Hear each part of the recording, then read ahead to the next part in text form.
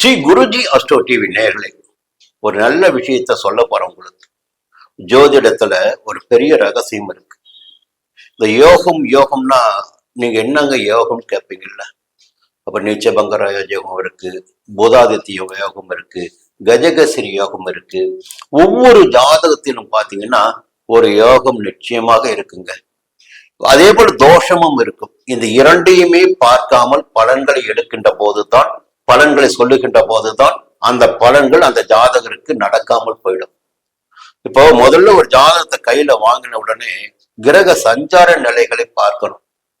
இந்த கிரக சஞ்சார நிலைகளின் காரணமாக எந்த யோகம் ஏற்பட்டிருக்கிறது ஜாதகருக்கு, அல்ல எந்த தோஷம் ஏற்பட்டிருக்கு ஜாதகருக்கு, இந்த யோகம் இவரை எங்கே கொண்டு போய் நிறுத்தும், இந்த தோஷம் இவரை எங்கே கொண்டு போய் அழுத்தும், இதையெல்லாம் பார்க்கணும்.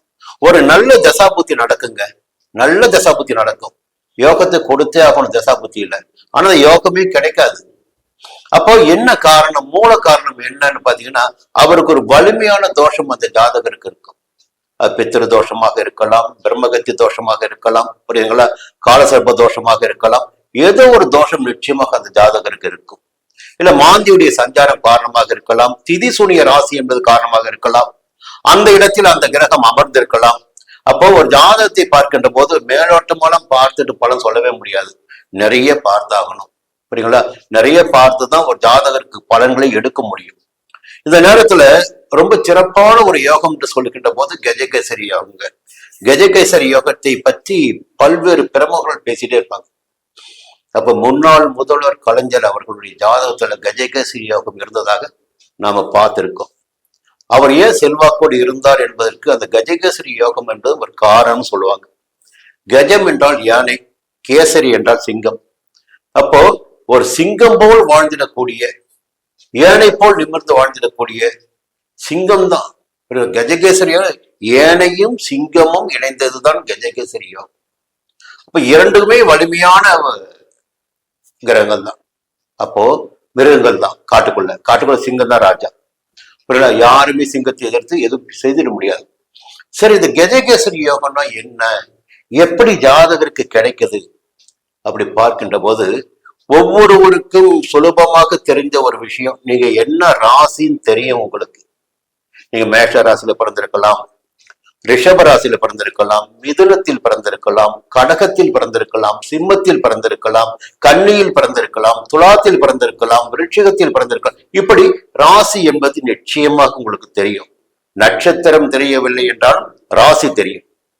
இந்த ராசி இருக்கு பாரு, உங்க ராசியிலிருந்து ராசிக்குள்ளாக குரு சஞ்சரித்தாலும், ராசிக்கு 4ஆம் இடத்தில் குரு சஞ்சரித்தாலும், ராசிக்கு 7ஆம் இடத்தில் சப்தமத்தில் குரு சஞ்சரித்தாலும், ராசிக்கு 10ஆம் இடத்தில் குரு சஞ்சரித்தாலும் கஜகேசரி யோகம் அந்த ஜாதகருக்கு இருப்பதாக ஜோதிட சாஸ்திரம் நமக்கு அறிமுகம் செய்துள்ளது.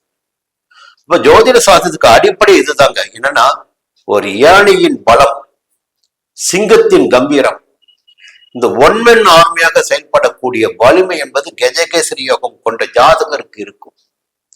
எத்தகைய எதிர்ப்புகள், பிரச்சனைகள், நெருக்கடிகள், போராட்டங்கள் வந்தாலும் எல்லாவற்றையும் எதிர்கொண்டு வெல்லக்கூடிய ஆற்றல் என்பது கஜகேசரி யோகம் ஜாதகத்துக்கு நிச்சயமாக இருக்கும்.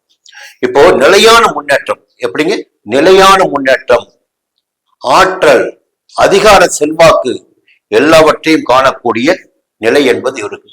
இன்னும் குறிப்பா சொல்ல போனீங்கன்னா, சந்திர திசை வருகின்ற காலகட்டம், குரு திசை வருகின்ற காலகட்டம், கோச்சார ரீதியாக 2ஆம் இடத்திலோ, 5ஆம் இடத்திலோ, 7ஆம் இடத்திலோ, 9ஆம் இடத்திலோ, 11ஆம் இடத்திலோ குரு பகவான் சஞ்சரிக்கின்ற காலகட்டம். இந்த கஜகேசரி யோகமுடைய ஜாதகருக்கு தான் சொல்றேன். கோச்சார ரீதியாக குரு பகவான் ராசிக்கு 2, 5, 7, 9, 11ஆம் இடங்களை சஞ்சரிக்கின்ற காலகட்டத்தில் மிகப்பெரிய யோகங்களை கொடுக்கும். அரசியல் செல்வாக்கையும் கொடுக்கும். ஒரு முதன்மையான இடத்தில் கொண்டு போய் அமர வைக்கும். கஜகேசரி யோகம் எவருக்கு இருந்தாலும் சரிங்க, அவருடைய வாழ்க்கை வந்து பிரகாசமானதாக இருக்கும். நேற்று அவருடைய பிறந்த இடம் எந்த இடமாக வேண்டும் என்றாலும் இருக்கலாம், வாழ்ந்த வாழ்க்கை எளிமையான வாழ்க்கையாக கூட இருக்கலாம்.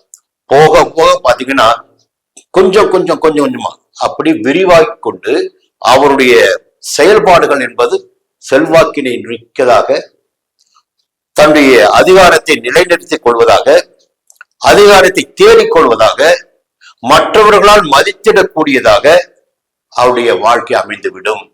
சிலர் அரசியல்ல உச்சத்தை தொட்டு இருக்காங்க, கலைஞர் போல செல்வாக்கோடு வாழ்ந்திருக்காங்க.